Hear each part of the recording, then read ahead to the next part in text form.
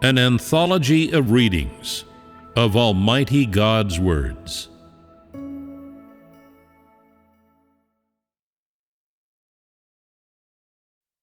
The experiences of Peter.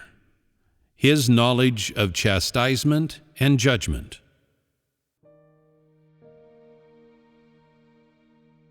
Man's entire life is lived under the domain of Satan, and there is not a single person who can free themselves from the influence of Satan on their own. All live in a filthy world, in corruption and emptiness, without the slightest meaning or value. They live such carefree lives for the flesh, for lust, and for Satan.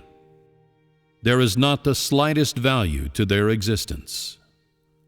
Man is incapable of finding the truth that will free him from the influence of Satan. Even though man believes in God and reads the Bible, he does not understand how to free himself of the control of Satan's influence. Throughout the ages, very few people have discovered this secret. Very few have touched upon it. As such, even though man detests Satan and detests the flesh, he does not know how to rid himself of the ensnaring influence of Satan. Today, are you not still under the domain of Satan? You do not regret your disobedient acts, much less do you feel that you are filthy and disobedient. After opposing God, you even have peace of mind and feel great tranquility. Is your tranquility not because you are corrupt? Does this peace of mind not come from your disobedience? Man lives in a human hell. He lives under the dark influence of Satan. Across the land, ghosts live together with man, encroaching upon the flesh of man. On earth, you do not live in a beautiful paradise. The place where you are is the realm of the devil, a human hell, a netherworld. If man is not cleansed, then he is of the filth. If he is not protected and cared for by God, then he is still a captive of Satan. If he is not judged and chastised, then he will have no means of escaping the oppression of the dark influence of Satan. The corrupt disposition that you show forth and the disobedient behavior that you live out are sufficient to prove that you are still living under the domain of Satan. If your mind and thoughts have not been cleansed, and your disposition has not been judged and chastised, then your entire being is still controlled by the domain of Satan. Your mind is controlled by Satan. Your thoughts are manipulated by Satan. And your entire being is controlled by the hands of Satan. Do you know just how far you are now from the standards of Peter? Are you of caliber? How much do you know of the chastisement and judgment of today? How much do you possess of that which Peter came to know? If today you are unable to know, will you be able to achieve this knowledge in the future? Someone as lazy and cowardly as you is simply incapable of knowing the chastisement and judgment of God. If you pursue the peace of the flesh and the pleasures of the flesh, then you will have no means of being cleansed, and in the end you will return to Satan, for what you live out is Satan and the flesh. As things stand today, many people do not pursue life, which means that they do not care about being cleansed or entering into a deeper life experience. And so how can they be made perfect? Those who do not pursue life have no opportunity to be made perfect. And those who do not pursue a knowledge of God and do not pursue changes in their disposition are incapable of escaping Satan's dark influence. With regard to their knowledge of God and their entry upon changes in their disposition, they are not serious about them, like those who only believe in religion and who merely follow ceremony in their worship. Is that not a waste of time? If, in his belief in God, man is not serious about matters of life, does not pursue entry into the truth, does not pursue changes in his disposition, much less pursue a knowledge of the work of God, then he cannot be made perfect. If you wish to be made perfect, you must understand the significance of God's work. In particular, you must understand the significance of his chastisement and judgment, and why they are carried out upon man. Are you able to accept? During chastisement of this kind, are you able to achieve the same experiences and knowledge as Peter? If you pursue a knowledge of God and of the work of the Holy Spirit, and pursue changes in your disposition, then you have the opportunity to be made perfect. For those who are to be made perfect, this step of work of being conquered is indispensable. Only once he has been conquered can man experience the work of being made perfect. There is no great value to only performing the role of being conquered, which will not render you fit for use by God. You will have no means of playing your part in spreading the gospel, for you do not pursue life, and do not pursue the changes and renewal of yourself, and so you have no actual experience of life. During this step-by-step work, you once acted as a service doer and a foil, but if ultimately you do not pursue to be Peter, and your pursuit is not according to the path by which Peter was made perfect, then naturally you will not experience changes in your disposition. If you are someone who pursues being made perfect, then you will have borne testimony, and you will say, "In this step-by-step work of God, I have accepted God's work of chastisement and judgment.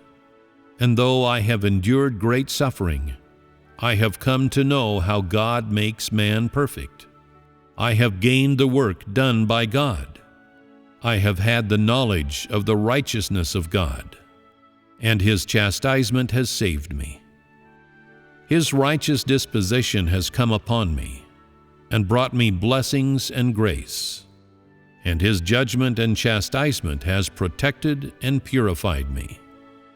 If I had not been chastised and judged by God, and if the harsh words of God had not come upon me, I could not have known God, nor could I have been saved. Today I see that as a creature, not only do I enjoy all things made by the Creator, but more importantly, that all creatures should enjoy the righteous disposition of God and enjoy his righteous judgment, because God's disposition is worthy of man's enjoyment. I, as a creature that has been corrupted by Satan, should enjoy God's righteous disposition. In his righteous disposition there is chastisement and judgment, and moreover there is great love.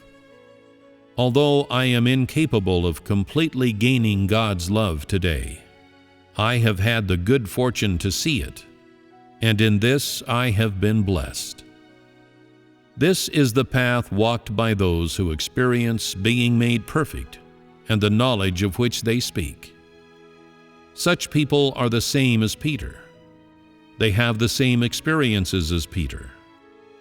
Such people are also those who have gained life and who possess the truth.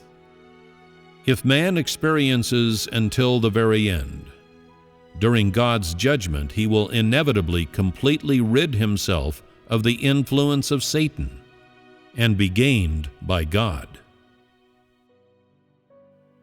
After they have been conquered, people do not have any resounding testimony. They have merely shamed Satan, but have not lived out the reality of God's words. You have not gained the second salvation. You have merely gained a sin offering, yet you have not been made perfect. What a great loss it is!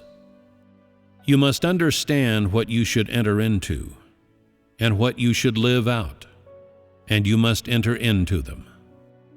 If, in the end, you do not accomplish being made perfect, then you will not be a real human being, and will be filled with regret. Adam and Eve, created by God in the beginning, were holy people, which is to say, whilst in the Garden of Eden they were holy, untainted with filth. They were also faithful to Jehovah, and knew nothing of the betrayal of Jehovah.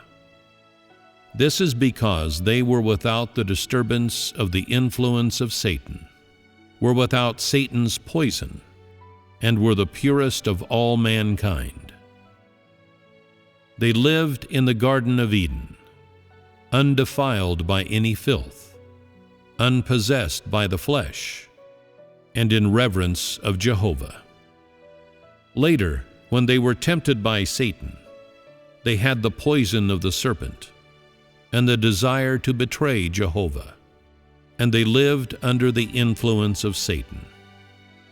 In the beginning, they were holy and revered Jehovah. Only like this were they human. Later on, after they were tempted by Satan, they ate the fruit of the tree of the knowledge of good and evil, and lived under the influence of Satan. They were gradually corrupted by Satan, and lost the original image of man. In the beginning, man had the breath of Jehovah, and was not the slightest bit disobedient, and had no evil in his heart. At that time, man was truly human. After being corrupted by Satan, man became a beast. His thoughts were filled with evil and filth, without good or holiness. Is this not Satan? You have experienced much of God's work, yet you have not changed or been cleansed. You still live under the domain of Satan, and still do not submit to God. This is someone who has been conquered but has not been made perfect. And why is it said that such a person has not been made perfect? Because this person does not pursue life or a knowledge of God's work, and covets nothing more than the pleasures of the flesh and momentary comfort. As a result, there are no changes in their life disposition, and they have not regained the original appearance of man as created by God. Such people are the walking corpses. They are the dead ones that have no spirit. Those who do not pursue a knowledge of matters in the Spirit, who do not pursue holiness, and who do not pursue living out the truth, who are content only to be conquered on the negative side, and are incapable of living out and showing forth the truth, and becoming one of the holy people. They are people who have not been saved. For if he is without the truth, man is unable to stand fast during God's trials. Only those who can stand fast during God's trials are the ones who have been saved. What I want are people like Peter, people who pursue being made perfect. Today's truth is given to those who yearn for and seek it. This salvation is granted to those who yearn to be saved by God, and is not only meant to be gained by you, but is also so that you can be gained by God. You gain God in order that God can gain you. Today I have spoken these words to you, and you have heard them, and you should practice according to these words. In the end, when you put these words into practice, will be when I have gained you through these words. At the same time, you will have also gained these words, which is to say, you will have gained this supreme salvation. Once you have been made clean, you will be a real human being. If you are incapable of living out the truth, or of living out the likeness of one who has been made perfect, then it can be said that you are not a human. You are a walking corpse, a beast, because you are without the truth, which is to say that you are without the breath of Jehovah, and thus you are a dead person that has no spirit. Although it is possible to bear testimony after being conquered, what you gain is but a little salvation, and you have not become a living being possessed of a spirit. Although you have experienced chastisement and judgment, your disposition is not renewed or changed as a result. You are still your old self. You still belong to Satan, and you are not someone who has been cleansed. Only those who have been made perfect are of value, and only people such as this have gained a true life. One day, someone will say to you, "You have experienced God's work, so speak a little about what His work is like." David experienced God's work and beheld the deeds of Jehovah.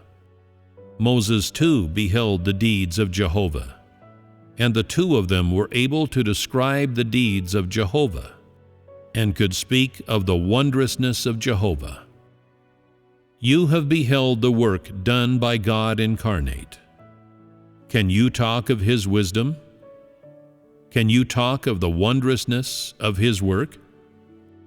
What demands did God make of you, and how did you experience them? You have experienced God's work during the last days. What is your greatest vision? Can you speak of this? Can you speak of God's righteous disposition? How will you reply when faced with these questions? If you are able to say, "God is so righteous, He chastises and judges us, and unsparingly exposes us," God's disposition is really intolerant of offense by man. After experiencing the work of God, I have come to know our own beastliness, and I have truly beheld God's righteous disposition. Then the other person will continue to ask you, "What else do you know of God? How does one enter into life? Do you have any personal aspirations?" You will reply, "After being corrupted by Satan, the creatures of God became beasts, and were no different from donkeys. Today, I live in the hands of God, and so I must satisfy the Creator's desires, and obey whatever He teaches. I have no other choice." If you only talk in such generalities, that person will not understand what you are saying. When they ask you what knowledge you have of God's work, they are referring to your personal experiences. They are inquiring what knowledge you have of God's chastisement and judgment after experiencing it, and in this they are referring to your personal experiences, and asking that you speak of your knowledge of the truth. If you are unable to speak of such things, this proves you know nothing of the work of today. You always speak words that are specious, or which are universally known. You have no specific experiences, much less is there substance to your knowledge, and you have no true testimonies, and so others are unconvinced by you. Do not be a passive follower of God, and do not pursue that which is curious. Through being neither cold nor hot, you will forfeit yourself and delay your life. You must rid yourself of such passivity and inactivity, and become adept at pursuing positive things and overcoming your own weaknesses, so that you may gain the truth and live out the truth. There's nothing fearful about your weaknesses, and your shortcomings are not your biggest problem. Your biggest problem and your greatest shortcoming is your being neither hot nor cold, and your lack of desire to seek the truth.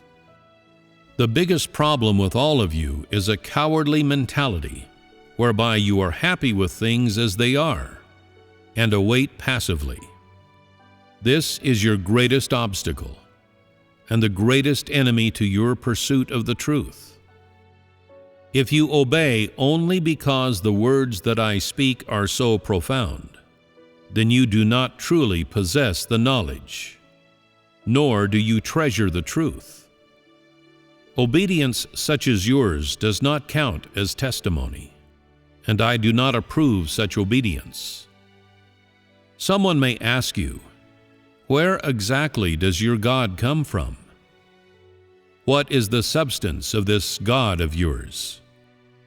You will reply, His substance is chastisement and judgment. Is God not compassionate and loving toward man? Do you know this? You will say, that is the God of others. It is the God that people of religion believe in. It is not our God. When people such as you spread the gospel, the true way is distorted by you. And so what use do you have? How can others gain the true way from you? You are without the truth, and can speak nothing of the truth, nor, moreover, can you live out the truth. What qualifies you to live before God? When you spread the gospel to others, and when you speak of the truth, and bear testimony to God, if you are incapable of winning them over, they will refute your words. Are you not a waste of space? You have experienced so much of the work of God, yet when you speak of the truth, you make no sense. Are you not a good-for-nothing? What use do you have? How can you have experienced so much of God's work, yet not have the slightest knowledge of Him? When they ask what real knowledge you have of God, you are lost for words, or else reply with something irrelevant, saying that God is mighty, that the great blessings you have received are truly the exaltation of God, and that there is no greater privilege than to be able to behold God personally. What value is there in saying this? They are useless, empty words. Having experienced so much of God's work, do you only know that the exaltation of God is the truth?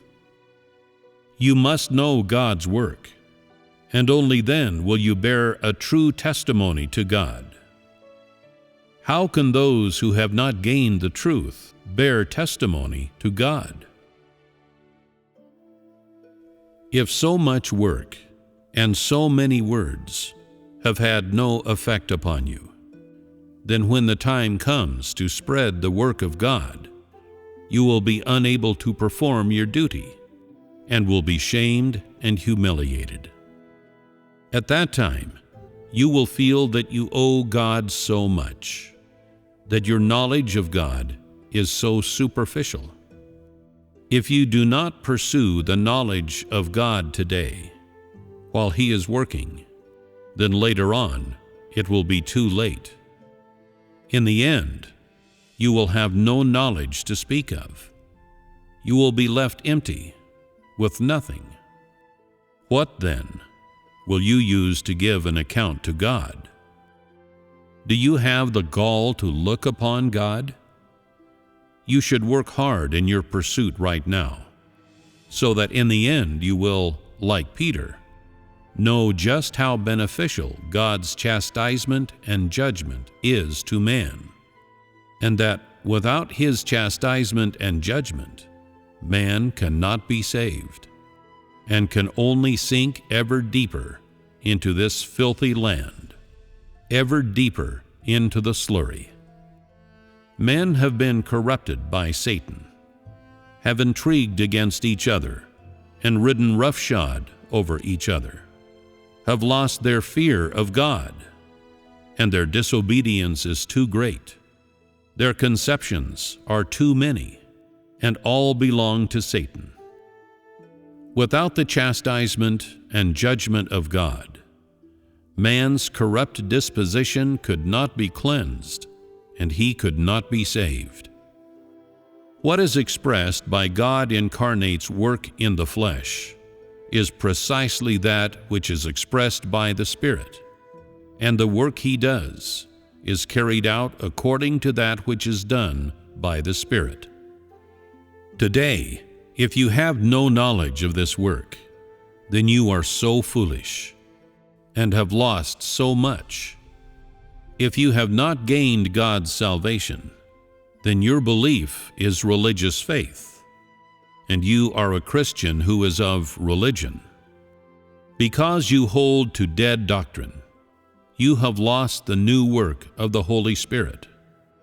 Others who pursue a love of God are able to acquire the truth and the life, whereas your faith is incapable of gaining God's approval. Instead, you have become an evildoer, someone who commits ruinous and hateful acts. You have become the butt of Satan's jokes and a captive of Satan. God is not to be believed in by man, but loved by Him, and pursued and worshipped by Him.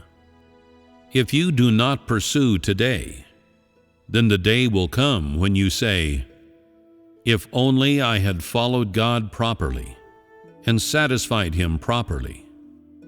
If only I had pursued changes in my life disposition.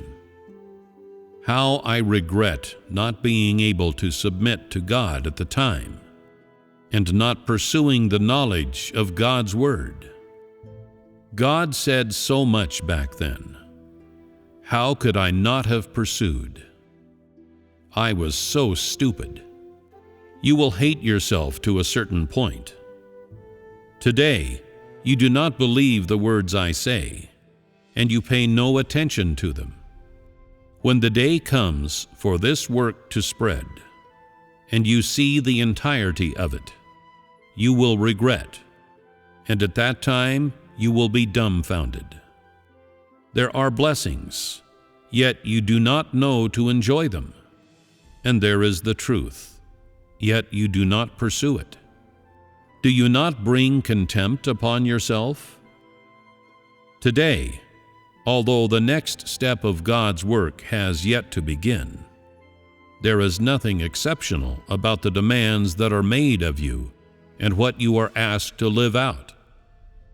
There is so much work and so many truths. Are they not worthy of being known by you? Is God's chastisement and judgment incapable of awakening your spirit? Is God's chastisement and judgment incapable of making you hate yourself? Are you content to live under the influence of Satan, with peace and joy, and a little fleshly comfort? Are you not the lowliest of all people? None are more foolish than those who have beheld salvation, but do not pursue to gain it. They are people who gorge themselves on the flesh and enjoy Satan. You hope that your faith in God will not entail any challenges or tribulations, or the slightest hardship. You always pursue those things that are worthless, and you attach no value to life. instead putting your own extravagant thoughts before the truth. You are so worthless. You live like a pig. What difference is there between you and pigs and dogs? Are those who do not pursue the truth and instead love the flesh not all beasts? Are those dead ones without spirits not all the walking corpses? How many words have been spoken among you? Has only a little work been done among you? How much have I provided among you? And so why have you not gained it? What do you have to complain of? Is it not the case that you have gained nothing because you are too in love with the flesh? And is it not because your thoughts are too extravagant? Is it not because you are too stupid? If you are incapable of gaining these blessings, can you blame God for not saving you?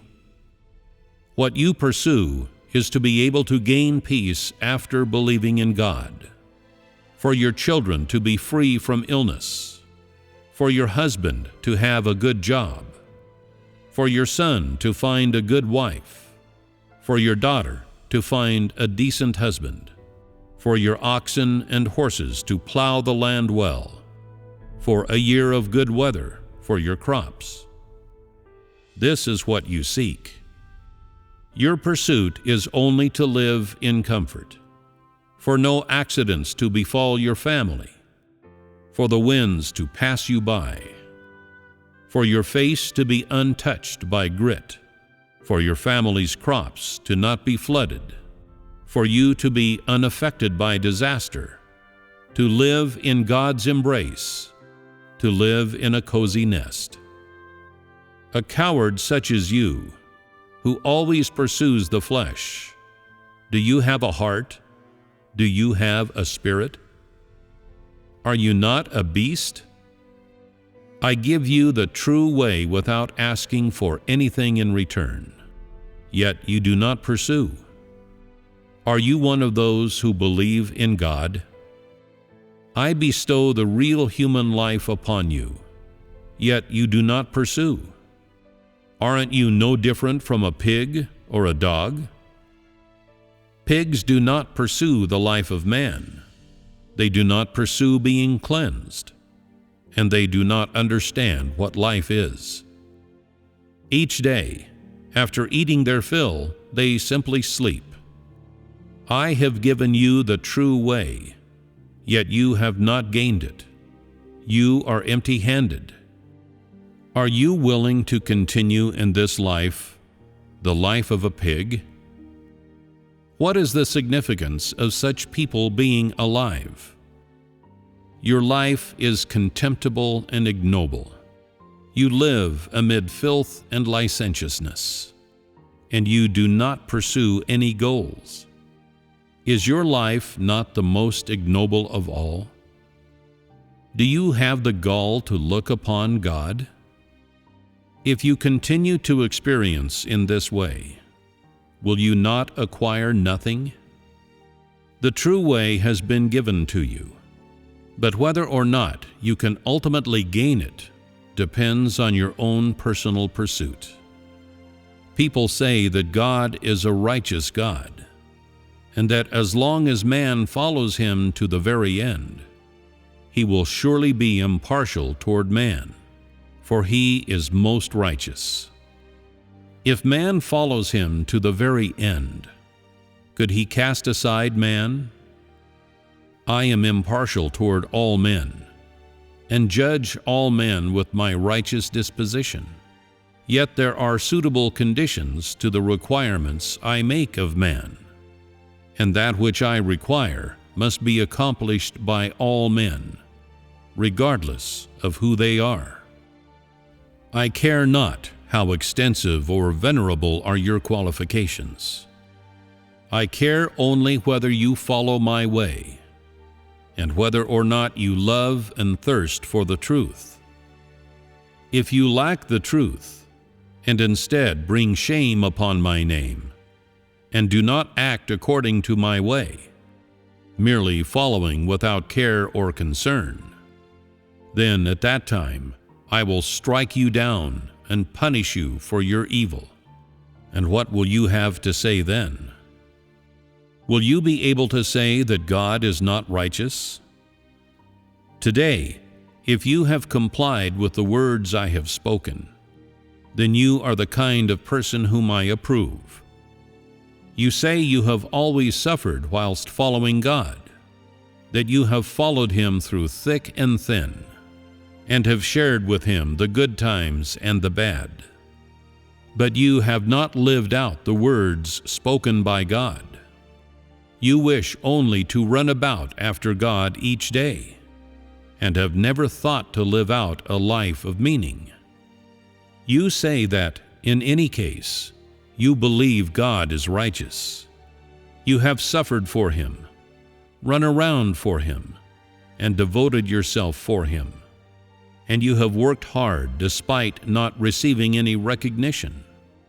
He is sure to remember you. It is true that God is righteous, yet this righteousness is untainted by any impurities. It contains no human will, and it is not tainted by the flesh or human transactions. All who are rebellious and in opposition, and not in compliance with His way, will be punished. None is forgiven, and no one is spared. Some people say, "Today I run around for you. When the end comes, can you give me a little blessing?" So I ask you, have you complied with my words? The righteousness that you speak of is based on a transaction. You think only that I am righteous and impartial toward all men, and that all those who follow me to the very end are sure to be saved and gain my blessings. There is inner meaning to my words that all those who follow me to the very end are sure to be saved. Those who follow me to the very end are the ones who will be fully gained by me. They are those who, after being conquered by me, seek the truth and are made perfect. What conditions have you achieved? You have only achieved following me to the very end. But what else? Have you complied with my words? You have accomplished one of my 5 requirements, yet you have no intention of accomplishing the remaining 4. You have simply found the simplest, easiest path and pursued it whilst thinking yourself fortunate. Toward such people, my righteous disposition is one of chastisement and judgment. It is one of righteous retribution, and it is the righteous punishment of all evildoers. All those who do not walk in my way will surely be punished, even if they follow to the very end. This is the righteousness of God. When this righteous disposition is expressed in the punishment of man, man will be dumbfounded and regret that, whilst following God, he did not abide by His way. At that time, he only suffered a little whilst following God, but did not comply with the way of God. What excuses are there? There is no option but to be chastised. Yet in his mind he is thinking, "Anyway, I have followed to the very end. So even if you chastise me, it can't be too severe a chastisement. And after exacting this chastisement, you will still want me. I know you are righteous, and will not treat me that way forever. After all, I'm not like those who will be wiped out. Those who are wiped out will receive a heavy chastisement, whereas my chastisement will be lighter. God's righteous disposition is not as you say. It is not the case that those who are good at confessing their sins are dealt with leniently. Righteousness is holiness, and is a disposition that is intolerant of offense by man, and all that is filthy and has not changed is the target of God's disgust. God's righteous disposition is not a law, but administration. It is administration within the kingdom, and this administration is the righteous punishment of anyone who does not possess the truth and has not changed, and there is no margin for salvation. For when each man is classified according to kind, the good will be rewarded, and the evil will be punished. It is when the destination of man will be made clear. It is the time that the work of salvation will come to an end. The work of saving man will be no longer done, and retribution will be brought upon every one of those who commit evil. Some people say, God remembers every one of those who are often by His side. I am one of those brothers and sisters, and God could not forget any one of us. We are guaranteed to be made perfect by God. He will not remember any of those who are below us. Those among them who will be made perfect are guaranteed to be less than us, who often encounter God. Among us, none have been forgotten by God. We have all been approved by God, and are guaranteed to be made perfect by God. You all have such conceptions. Is this righteousness? Have you put the truth into practice or not? You actually spread rumors such as these. You have no shame. Today, some people pursue being used by God, but after being conquered, they cannot be used directly. As for the words spoken today, if, when God uses people, you are still unable to accomplish them, then you have not been made perfect. In other words, the arrival of the end of the period when man is made perfect will determine whether man will be eliminated or used by God. Those who have been conquered are nothing more than examples of passiveness and negativity. They are specimens and models, but they are nothing more than a counterpoint. Only when man has life, his disposition has changed, and he has achieved changes inside and out, will he have been fully made complete. Today, which do you want? To be conquered or to be made perfect? Which do you wish to achieve? How many of the conditions for being made perfect have you fulfilled? Which have you not fulfilled? How should you equip yourself? And how should you make up for your deficiencies? How should you enter onto the path to being made perfect? How should you completely submit? You ask to be made perfect, so do you pursue holiness? Do you pursue chastisement and judgment so that you may be protected by God? You pursue being cleansed, so are you willing to accept chastisement and judgment? You ask to know God, but do you have a knowledge of His chastisement and judgment?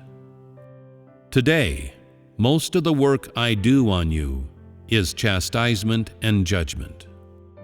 What is your knowledge of this work, which has been carried out upon you? Has the chastisement and judgment that you have experienced cleansed you? Has it changed you? Has it had any effect on you? Are you weary of so much work of today? Curses, judgments, and disclosures? Or do you feel that they are of great benefit to you? You love God, but because of what do you love Him? Do you love God because you have only received a little grace? Or do you love God after having gained peace and joy? Or do you love God after being cleansed by His chastisement and judgment? What exactly makes you love God? Which conditions did Peter fulfill in order to be made perfect? After he was made perfect, what was the crucial way in which it was expressed? Did he love the Lord Jesus because he longed for Him, or because he couldn't see Him, or because he had been reproached? Or did he love the Lord Jesus even more because he had accepted the suffering of tribulations and had come to know his own filth and disobedience, and had come to know the holiness of the Lord? Did his love of God become purer because of God's chastisement and judgment, or because of something else? Which is it? You love God because of God's grace, and because today He has given you some slight blessing. Is this true love? How should you love God? Should you accept His chastisement and judgment, and, after beholding His righteous disposition, be able to truly love Him, such that you are utterly convinced and have a knowledge of Him? Like Peter, can you say that you cannot love God enough? Is what you pursue to be conquered after chastisement and judgment, or to be cleansed, protected and cared for after chastisement and judgment? Which of these do you pursue? Is your life a meaningful one, or is it pointless and without value? Do you want the flesh, or do you want the truth? Do you wish for judgment or comfort? Having experienced so much of God's work, and having beheld the holiness and righteousness of God, how should you pursue? How should you walk this path? How should you put your love of God into practice? Has God's chastisement and judgment achieved any effect in you? Whether or not you have a knowledge of God's chastisement and judgment depends on what you live out, and to what extent you love God. Your lips say you love God, yet what you live out is the old, corrupt disposition. You have no fear of God, much less do you have a conscience. Do such people love God? Are such people loyal to God? Are they those who accept God's chastisement and judgment? You say you love God and believe in Him, yet you do not let go of your conceptions. In your work, entry, the words you speak, and in your life, there is no manifestation of your love of God, and there is no reverence for God. Is this someone who has gained chastisement and judgment? Could someone such as this be Peter? Do those who are like Peter only have the knowledge, but not the living out? Today, what is the condition that requires man to live out a real life? Were Peter's prayers nothing more than words that came out of his mouth? Were they not the words from deep within his heart? Did Peter only pray and not put the truth into practice? For whose sake is your pursuit? How should you have yourself protected and cleansed during God's chastisement and judgment? Is God's chastisement and judgment of no benefit to man? Is all judgment punishment? Could it be that only peace and joy, only material blessings and momentary comfort are beneficial to the life of man? If man lives in a pleasant and comfortable environment without a life of judgment, could he be cleansed? If man wishes to change and be cleansed, how should he accept being made perfect? Which path should you choose today?